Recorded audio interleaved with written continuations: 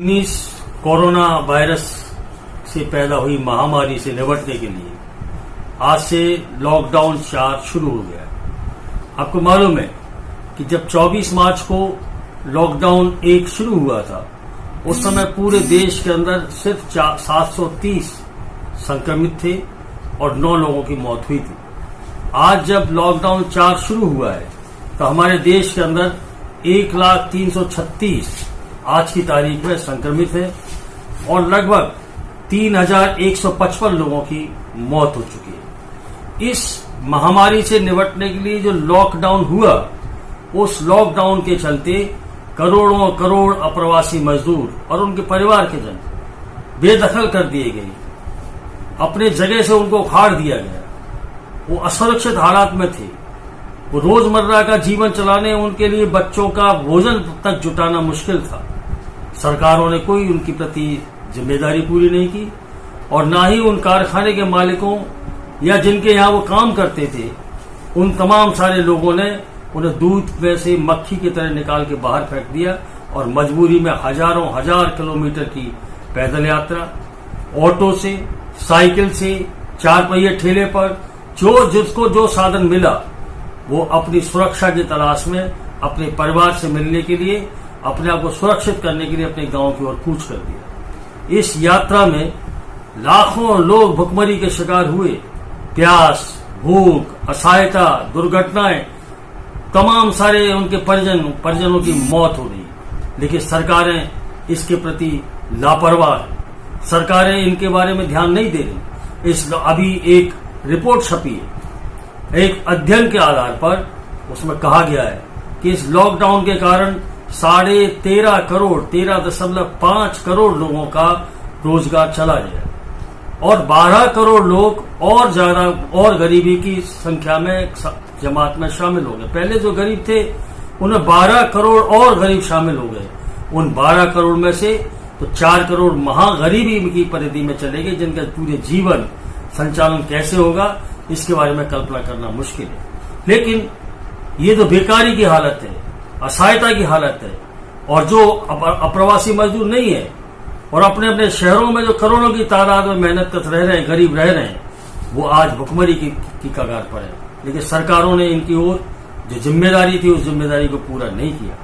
और आज लोग बदहाली में बेबसी की जिंदगी जी रहे हैं। पर सरकार जो पूरी तरीके से इसके प्रति गैर जिम्मेदार थी, उस सरकार ने इस पूरे के पूरे कोरोना वायरस के बहाने इसके बारे में क्या कदम उठा रहे हैं उसको अगर देखा जाए तो फिर हमारे देश के अंदर के हालात और आने वाले समय की तस्वीर समझ में आती है। बड़ा शोर मचाया जा रहा है कि कोरोना की महामारी से निपटने के लिए, देश की जनता को आत्मनिर्भर बनाने के, देश को आत्मनिर्भर बनाने के लिए, स्वदेशी के आधार पर देश का निर्माण करने के लिए और आम गरीबों, मजदूरों, मजलूमों, किसानों की मदद के लिए 20 लाख करोड़ का पैकेज दिया गया है। इस 20 लाख करोड़ के पैकेज में 1% भी राशि आम हिंदुस्तानी के, आम गरीब के पक्ष में नहीं आई। आपने देखा कि शुरुआती तौर पर जन धन में जो पैसा था ट्रांसफर किया गया या जो राहत की सामग्री दी गई, वो सामग्री उन गरीबों के हाथ में नहीं पहुंची। कहां चली गई इसके बारे में कहना अभी तो उचित नहीं होगा, लेकिन सब जानते हैं कि बड़े पैमाने पर घोटाले और भ्रष्टाचारों की वो बलि चढ़ गई। अभी इस 20 लाख के पैकेज में आम गरीब के पक्ष में क्या आया? आम गरीब के पक्ष में आया 2 महीने के लिए 5-5 महीने का अनाज। और इस हालत में उन गरीबों के बजाय इस कोरोना की महामारी के छाया में, उसके बहाने हमारे देश की सरकार ने आम गरीबों पर ही हमला बोलना शुरू कर दिया है। हमारी मांग थी कि 7,500 रुपया प्रति माह तमाम सारे जो 32 करोड़ परिवार के लोग हैं, जो नॉन टैक्स पेयर हैं, उनके खाते में ट्रांसफर कर दिया जाए। लेकिन सरकार के पास इसके लिए पैसा नहीं और सरकार ने बैंकों में घोटाला करने वाले, तमाम सारे जो बैंकों का ऋण वापस न करने वाले, उन तमाम सारे उद्योगपति, खरबपतियों के लिए सरकार की साख पर उन्हें कर्जे, सुविधा, रियायतें और छूट की घोषणाएं कर दी। हमारे देश के अंदर जो आज हालात बन रहे हैं, उन हालातों में हम क्या देख रहे हैं कि आज एक तरफ जो कोरोना की आड़ में श्रम कानूनों का खात्मा किया जा रहा है, सार्वजनिक क्षेत्र के उद्योग, सुरक्षा उद्योग, जहां हिंदुस्तान की सुरक्षा के लिए तोप, वाहन, बंदूकें, तमाम सारे जो हमारे देश के अंदर रक्षा विभाग, रक्षा सेना के लिए जो चीजें आवश्यक हैं, वो तमाम सारी सुरक्षा के लिए जो आवश्यक सामग्री है, उस तमाम सारी सामग्री को आज सरकारी क्षेत्र के उद्योग संस्थान में पैदा किया जाता था। लेकिन सरकार ने फैसला कर दिया कि उनको पूरे हाथ में पूरी तरीके से विदेशी पूंजी के लिए खोल दिया जाएगा। यानी रक्षा उद्योग को पूरी तरीके से निजी हाथों में सौंपने की बात हो रही है, विदेशियों के हाथ में दिया जा रहा है। तो ये विदेशियों की पूंजी का इस तरीके से पूरी तरीके खुला चारागाह बनाना किस तरीके से स्वदेशी की अवधारणा को पूरा करता है? क्या इससे हमारा देश आत्मनिर्भर बनेगा? हमारे देश के अंदर जो सार्वजनिक क्षेत्र के उद्योग है, चाहे वो बैंक हो, चाहे बीमा हो, चाहे हमारे BHEL हो, चाहे NTPC हो, चाहे वो कोयला हो, चाहे वो रेल हो, सबको सरकार ने कोरोना महामारी के बहाने उसको पूरी तरीके से विदेशी पूंजी के लिए और देशी इजारेदारों के लिए खोल दिया है। क्या ये कोरोना वायरस से मुकाबले के लिए ये कदम उठाए जा रहे हैं? हमारे देश के अंदर 12 घंटे का कार्य दिवस, 8 घंटे की जगह 12 घंटे, श्रम कानूनों का खुली तरीके से ध्वस्त कर देना, पूरे तरीके से मजदूर को गुलाम बना देना, ठेकेदारीकरण का बढ़ावा देना, तो क्या इससे हमारे देश की जनता और देश मजबूत होगा? आप जानते हैं कि आज अगर अर्थव्यवस्था पटरी से उतरी है तो उसका कारण है कि मांग का कमी होना, और मांग को बढ़ाने के लिए हमारे देश के अंदर आम लोगों को की क्रय शक्ति को बढ़ाना होगा। पर जब रोजगार समाप्त हो रहा है और जहां रोजगार बचेगा, उस रोजगार में आप अगर वेतनों को कम करेंगे और अगर उनकी कोई सुरक्षा नहीं करेंगे, आज देखा आपने अखबार में पढ़ा कि अभी जब कोरोना वायरस के लिए लॉकडाउन शुरू हुआ था तो प्रधानमंत्री जी ने बड़े गर्व के साथ टेलीविजन पर, अखबार में, रेडियो पर कहा था कि लॉकडाउन की अवधि में किसी भी कामगार की तनख्वाह नहीं काटी जाएगी, कारखाने के मालिकों को पूरी तनख्वाह देनी पड़ेगी, कोई छटनी नहीं होगी। और आज अखबार में क्या छपा है? केंद्र सरकार ने वो जो वेतन बांटने का जो अधिकार जो आदेश जारी किया था, उस आदेश को समाप्त कर दिया, उस आदेश को वापस ले लिया। इस बीच में लॉकडाउन की अवधि में किसी भी कारखाने के अंदर श्रमिकों को वेतन नहीं दिया गया, पूरा वेतन नहीं दिया गया, बड़े पैमाने पर छटनी हो रही है, यानी रोजगार के समापन का पूरी कार्रवाई चल रही है। तो एक तरफ इस कोरोना के बहाने जो कोरोना के मुकाबले के लिए जरूरी नहीं था, अंबानी, अडानी, विदेशी पूंजी के तमाम सारे लोगों के लिए भारतीय जनता पार्टी की दिल्ली की सरकार और मध्य प्रदेश की सरकार उनकी सेवा चाकरी करने में लग गई और पूरी तरीके से देश को स्वदेशी और आत्मनिर्भरता के झूठे नारे देकर उस तरीके से विदेशियों के हवाले किया जा रहा है और रोजगार का हनन किया जा रहा है, मजदूरों के अधिकारों पर को खत्म किया जा रहा है। तो इस तरीके से एक तरफ कोरोना के बहाने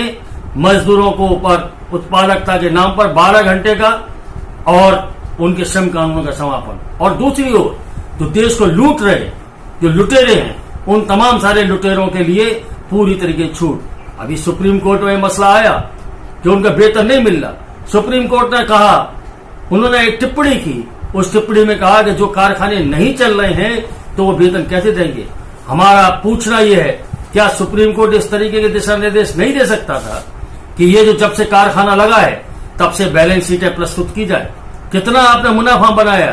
कितनी आपने धरोहर इकट्ठे की है, कितनी धन संपदा आपने पैदा की है, उसका एक हिस्सा कोरोना महामारी से मुकाबले के लिए जो आम जनता की जो तबाही हो रही है उन मजदूरों को दिया जाए। तो आज उन्हें वेतन नहीं मिल रहा, अधिकार उनके समाप्त किए जा रहे हैं। और जब ये पूरी परिस्थिति है तो हम आपसे पूछना चाहते हैं कि आज जब रोजगार समाप्त हो रहा है, कारखानों के अंदर 12 घंटे का काम हो रहा है, किसान को बर्बाद किया जा रहा है, यहाँ मध्य प्रदेश के अंदर मंडी एक्ट में संशोधन करके बड़े बड़े खरबपति व्यापारियों के हवाले उसको कर दिया गया है। ये जब पूरे हालात बन रहे हैं तो जो अर्थव्यवस्था पटरी से उतरी है, उस अर्थव्यवस्था को पटरी पर लाने के लिए इन तबकों को मजबूत करने की जरूरत थी, लेकिन दिल्ली की सरकार और प्रदेश की सरकार इन तबकों पर हमला बोल रही है, श्रम कानूनों का खात्मा किया है। इसलिए पूरे देश के अंदर हम तमाम सारे संगठनों ने, जैसे सीटू, इंटर, एटर, HMS, AIUTC, बैंक, बीमा, BSNL, केंद्रीय कर्मचारी के महासंघ शामिल है, सबने मिलकर फैसला किया है कि इसका मुकाबला होगा। अभी पिछले दिनों 11 मई को हमने प्रदेश के स्तर पर प्रदेश विरोध कार्रवाई की थी और आज की तारीख में पूरे देश के अंदर फैसला हुआ है कि 22 मई को पूरे देश के अंदर ये श्रम कानूनों का उल्लंघन, ये तमाम सारे गरीबों पर हमले हो रहे हैं, अप्रवासी मजदूरों की जो दुर्गति हो रही है, उनको बचाने के लिए, देश को बचाने के लिए, देश को मजबूत करने के लिए इन नीतियों का जो गलत नीतियां हैं उनका विरोध किया जाएगा, उनका मुकाबला किया जाएगा। इसी 22 तारीख को, 22 मई को मध्य प्रदेश के अंदर इस राष्ट्रव्यापी विरोध दिवस पर हमने फैसला किया है, तमाम सारे संगठनों का आपस में चर्चा के जरिए फैसला हुआ है कि 22 तारीख को जो कारखाने और खदानें चालू हैं, उन कारखाने खदानों में पाली के शुरू होने या पाली के समाप्त होते समय जब भी जो भी सुविधा हो स्थानीय स्तर पर, कि मध्य प्रदेश में जहां खदानें कारखाने चालू हुए हैं वहां पाली लगने से के समय या पाली समाप्त होने के समय जहां भी जैसे भी इस आपस की समझदारी से तय हो, सोशल डिस्टेंसिंग का इस्तेमाल करते हुए, सोशल डिस्टेंसिंग के साथ साथ जो कोरोना वायरस से मुकाबले के लिए जो भी मार्गदर्शन है उनका पालन करते हुए वहां विरोध कार्रवाई करें। और जहां ग्रीन जोन है और जहां आवाजाही का थोड़ा अभी वातावरण बन रहा है, वहां सभी संगठन आपस में समन्वय के साथ किसी सार्वजनिक स्थल पर सोशल डिस्टेंसिंग और बाकी चीजों का पालन करते हुए कहीं एकत्रित हो और उसके आधार पर उसके विरोध कार्रवाई करें। आंगनबाड़ी, आशा ऊषा, ये हम्माल पल्लेदार, ये तमाम सारे जो लोग जहां काम करते हैं अपने कार्यस्थलों पर, अपने आसपास के कुछ केंद्रों से अपने तमाम सारे हम्माल पल्लेदारों को इकट्ठा करके उसी तरीके से सोशल डिस्टेंसिंग का इस्तेमाल लागू करते हुए वहां विरोध कार्रवाई करें। और जहां बिल्कुल ही कहीं विरोध कार्रवाई की स्थिति नहीं निर्मित हो रही, वहां वो तमाम सारे लोग अपने घरों में अपने परिजनों के साथ लेकर, अपने पड़ोसियों के साथ में लेकर वहां से विरोध कार्रवाई करें। और ये जो पूरी विरोध कार्रवाई है, उस पूरी विरोध कार्रवाई के दिन, विरोध दिवस से पूर्व एक दिन पहले एक मीडिया में बाकायदा एक प्रेस रिलीज जारी करें, मीडिया को जानकारी दें, सोशल मीडिया में इसको बड़े पैमाने पर ले जाएं। हम आपको मालूम है इस जो विरोध दिवस है, उस विरोध दिवस का जो मांग पत्र है वो 11 मई का जो मांग पत्र था हमारा, जिसके अंदर श्रम कानूनों को खात्मे की कार्रवाई वापस लेने, आशा सहयोगिनी, आंगनवाड़ी, उनको सुरक्षा किट देने, 10,000 रुपया उनको देने, इसके साथ साथ में पूरे प्रदेश के अंदर सरकार ने जो कानून, जो लॉकडाउन के समय जो सर्कुलर जारी किया था कि लॉकडाउन अवधि का वेतन दिया जाएगा, उसको लागू कराने, और जो बाद में लेबर कमिश्नर ने जो सर्कुलर जारी किया कि काम नहीं तो वेतन नहीं वाले सिद्धांत के आधार पर कारखाने के मालिकों को जो अधिकार दिया उस सर्कुलर को वापस लेने, मंडी एक्ट में जो संशोधन किया है उसको वापस लेने, ये तमाम सारी मांगे उसके अंदर शामिल है। 7,500 रुपया प्रति माह देने,